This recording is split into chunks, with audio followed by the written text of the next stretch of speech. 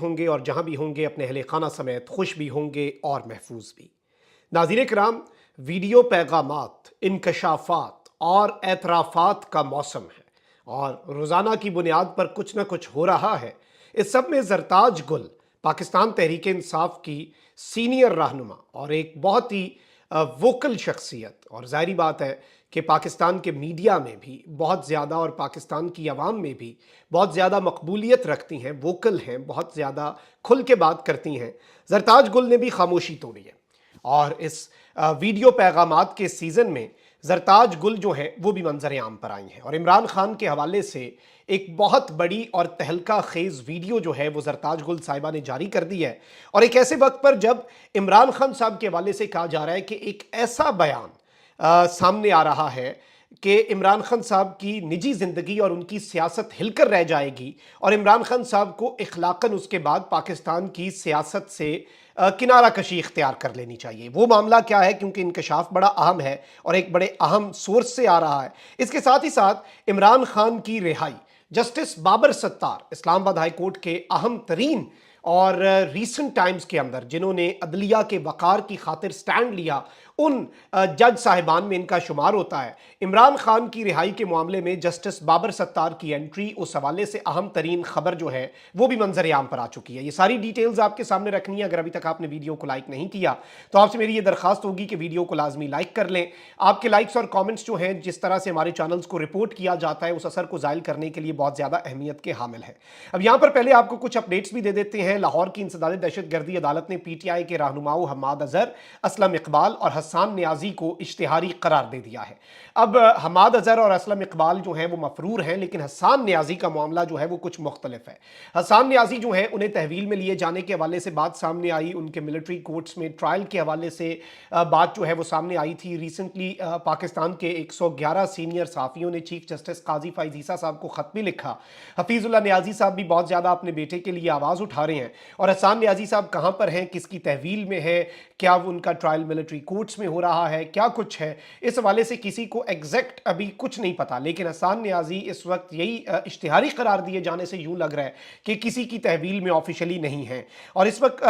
لاہور میں corps commander house کے قریب گاڑیاں جلانے کے کیس کی سماعت ہوئی، جس کے دوران انسداد دہشت گردی عدالت نے پی ٹی آئی کے رہنماؤں حماد اظہر، میاں اسلم اقبال، حسان نیازی، غلام عباس اور علی عباس کو اشتہاری قرار دے دیا۔ دوسری جانب 9 مئی کو جلاؤ گھراؤ سے متعلق کیس میں 36 ملزمان کی عبوری ضمانت میں توسیع کر دی گئی۔ ان ملزمان کے خلاف الہ آباد قصور میں مقدمہ درج ہے، اور اس طرح کے بہت سے اور کیسز بھی، بہت سے اور معاملات بھی چل رہے ہیں، اور ظاہری بات ہے کہ اس وقت کس طرح کی صورتحال ہے ملک کے اندر وہ آپ کے سامنے ہے۔ اچھا، وہیں دوسری جانب مسلم لیگ نون کے قائد نواز شریف صاحب چونکہ کل صحافیوں کو کہہ چکے ہیں کہ this was my last day in office, وہ حسن نواز کے آفس میں جو وہ بیٹھ کے ملاقاتیں کرتے ہیں اور اس کے بعد اب پاکستان میں ملاقات ہوگی، تو اس حوالے سے میں نے کچھ ڈیٹیلز حاصل کی ہیں۔ نواز شریف صاحب آ تو 21 کو رہے ہیں، لیکن وہ 9 اکتوبر کو لندن سے سعودی عرب روانہ ہو جائیں گے، اور نون لیگی ذرائع نے یہ بتایا ہے کہ نواز شریف سعودی عرب سے 14 اکتوبر کو دبئی روانہ ہوں گے اور 21 اکتوبر کو دبئی سے لاہور کی پرواز میں سوار ہوں گے۔ اور اس سب کے اندر میں آپ کو یہ بتا دوں کہ شہباز شریف یقین دہانیاں کروا رہے ہیں کہ نواز شریف 21 اکتوبر کو واپس آ جائیں گے۔ لیٹس سی کیا معاملہ ہوتا ہے اور کس طرح کی صورتحال ہوتی ہے، کس طرح سے پاکستان کا نظام عدل، پاکستان کا نظام انصاف، قانون انصاف عدل جو ہے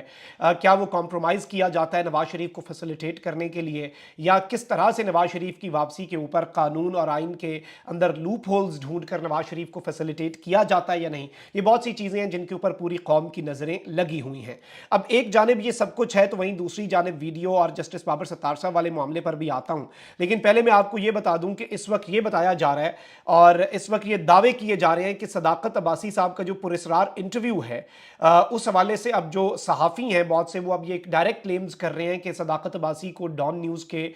سٹوڈیوز میں کالے ویگو کے اندر لایا گیا، اور سٹوڈیو کے اندر بھی سادہ کپڑوں میں ملبوس لوگ تھے جو انٹرویو کے اوپر اثر ڈال رہے تھے، اور اس سب کے اندر بھی یہ کہا جا رہا ہے کہ اب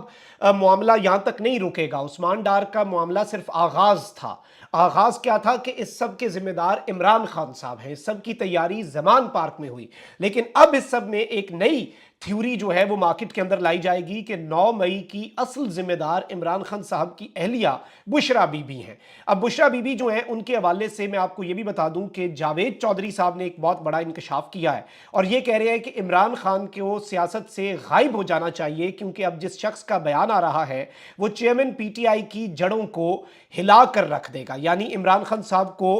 वो हिला कर रख देगा। और इस सब के अंदर जो जावेद चौधरी साहब दावा कर रहे हैं, उनका ये कहना है कि अब जिस शख्स का बयान आ रहा है वो चेयरमैन पीटीआई की जड़ों को हिलाकर रखेगा और पाकिस्तान तहरीक इंसाफ के चेयरमैन की निजी जिंदगी के अंदर एक तूफान खड़ा हो जाएगा, घर के मामलात सामने आएंगे। अब इसमें कौन हो सकता है? बहुत से लोग हसन न्याजी का नाम ले रहे हैं क्योंकि वो घर के फर्द हैं, लेकिन इसमें खाबर मानिका साहब भी हैं। जाहिर बात है, आपको पता है कि खाबर मानिका जो हैं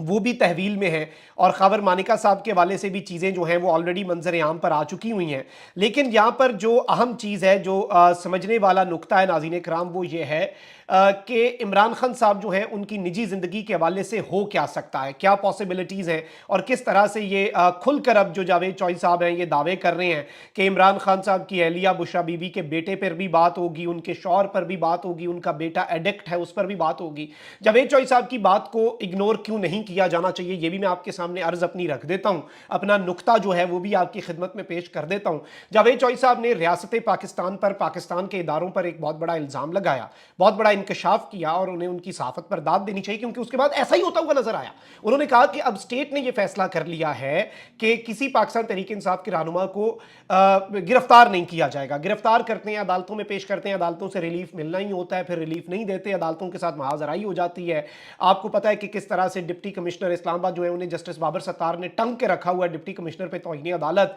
और फिर डिप्टी कमिश्नर चला गया जस्टिस बाबर सत्तार के खिलाफ डिवीजन बेंच में, वहां से कोई हासिल नहीं हुआ, फिर गैर मशरूत माफी मांगी, वो भी उड़ा के रख दी बाबर सत्तार साहब ने और कहा कि तौहीन अदालत की कार्रवाई शुरू होगी। तो इन सारी चीजों से बचने के लिए जावेद चौधरी साहब ने दावा किया था कि रियासत पाकिस्तान ने फैसला किया है कि इमरान रियाज फार्मूला अपनाओ, यानी कि इमरान रियाज को जिस तरह से गायब कर दिया गया था, लोगों को गायब किया जाए, उनके वीडियो मैसेजेस आए और उसके बाद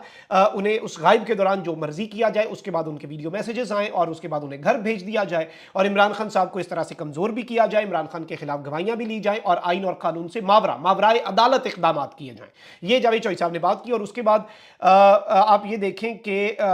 जिस तरह से फिर उसी तरह के और उसी तर्ज पर जो कुछ हुआ वो भी पूरी कौम ने देखा और जाहिर बात है उस पर भी बहुत से कंसर्न्स हैं। अब ये जो कह रहे हैं कि एक नया बयान आ रहा है जो इमरान खान साहब की निजी जिंदगी को हिलाकर रख देगा, बुशरा बीबी की निजी जिंदगी को हिलाकर रख देगा। और बुशरा बीबी एक पर्दादार घरेलू खातून है, लेकिन जिस तरह से उन्हें डिस्कस किया जाता है, आप देखें कि गैर शरई निकाह वाला मामला ये इस कदर अजीबो गरीब सा मामला है कि उस पर हैरत होती है कि ये सब कुछ हमारे मुल्क में किस तरह से हो जाता है। लेकिन पाकिस्तान में ऐसे ही होता आया है और ऐसे ही होता आएगा। पाकिस्तान में सियासत में गैर सियासी खवातीन को भी नहीं बख्शा जाता। अब यहां पर मैं आपको यह बता दूं कि क्या सूरत हाल है। आप जरा ये जरताज गुल साहिबा जो है, क्योंकि पाकिस्तान तहरीक इंसाफ के रहनुमाओं को पता है कि अब हमें उठा के हमसे पता नहीं क्या क्या स्टेटमेंट्स ली जा सकती हैं, क्या क्या मामलात किए जा सकते हैं। तो इसमें जो जरताज गुल साहिब हैं उन्होंने भी खामोशी तोड़ी है और उन्होंने भी सबके अंदर अपनी जो बात है वो सामने रखी है। जरताज गुल साहिबा जो है उनका बयान भी मैं आपके सामने चलाता हूं, क्योंकि पीटीआई के रहनुमा लगातार अब स्टेटमेंट्स दे रहे हैं। आप जरा जरताज गुल साहिबा की गुफ्तगू सुने, फिर जस्टिस बाबर सत्तार की जो इमरान खान वाले मामले में एंट्री हुई है उस पर बात करते हैं। अस्सलाम वालेकुम, मैं सरताज गुल वज़ीर हल्फन अल्लाह ताला को हाज़िर और नाज़िर जानकर ये बयान दे रही हूँ कि मैं अपनी स्टूडेंट लाइफ से पाकिस्तान तहरीक इंसाफ का हिस्सा हूँ, हिस्सा थी और इंशाल्लाह हिस्सा रहूँगी। और मेरा ये ईमान है कि जिस तरह खान साहब ने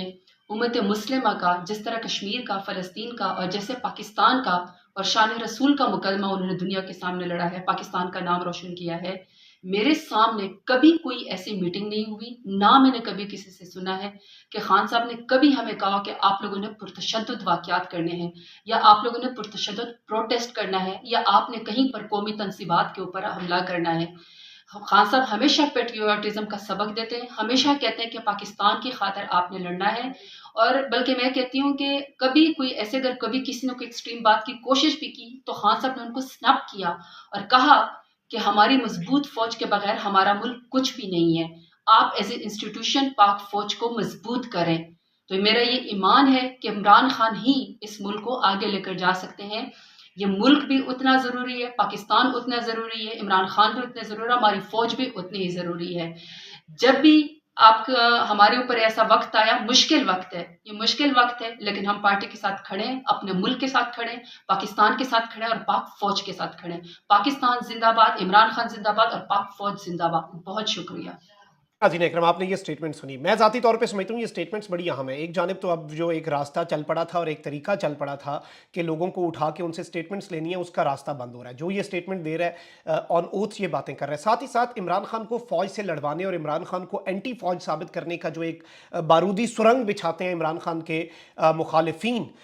وہ جو ہے وہ اس ساری کی ساری صورتحال کے اندر وہ سرنگ کو بھی ناکارہ بنا رہے ہیں، اور یہ بڑی اچھی ایک روش چل پڑی ہے۔ اس کے ساتھ ہی ساتھ ایک اور بڑی اہم ترین خبر ہے، اسلام آباد ہائی کورٹ نے توشہ خانہ فیصلہ معطل کرنے کی عمران خان کی متفرق درخواست اعتراضات کے ساتھ سماعت کے لیے مقرر کر دی ہے۔ توشہ خانہ میں عمران خان صاحب کو سزا ہوئی تھی، اب جو سزا ہے وہ معطل ہوئی تھی، فیصلہ معطل نہیں ہوا تھا۔ فیصلہ معطل نہیں ہوا تھا تو اس کے بعد کیا ہوا؟ فیصلہ معطل نہیں ہوا تو عمران خان کو الیکشن کمیشن نااہل تصور کرے گا۔ اس چیز سے بچنے کے لیے عمران خان صاحب نے اسلام آباد ہائی کورٹ میں متفرق درخواست دائر کی۔ اس سب کے اندر کیس کی سماعت کے لیے تشکیل کردہ 2 رکنی بینچ جو ہے وہ بڑا امپورٹنٹ ہے، کیونکہ اس میں ایک جانب تو چیف جسٹس عامر فاروق صاحب ہیں، لیکن وہیں دوسری جانب دبنگ جسٹس بابر ستار جو ہے وہ بھی شامل ہوئے ہیں۔ ڈائری برانچ نے 3 اعتراضات جو ہے وہ عائد کر رکھے ہیں۔ ایک درخواست میں 2 قسم کی استدعا کیسے کی جا سکتی ہے، پہلے جس درخواست پر فیصلہ ہو چکا اس میں دوبارہ کیسے ریلیف مانگ سکتے ہیں، سزا معطلی کی پہلی درخواست میں ریلیف مانگا نہیں گیا، اب کیسے مانگ سکتے ہیں۔ لیکن اس سب کے اندر عمران خان نے توشہ خانہ فیصلہ معطل کرنے اور اپیل میں اسٹیٹ کو فریق بنانے کی استدعا کر رکھی ہے،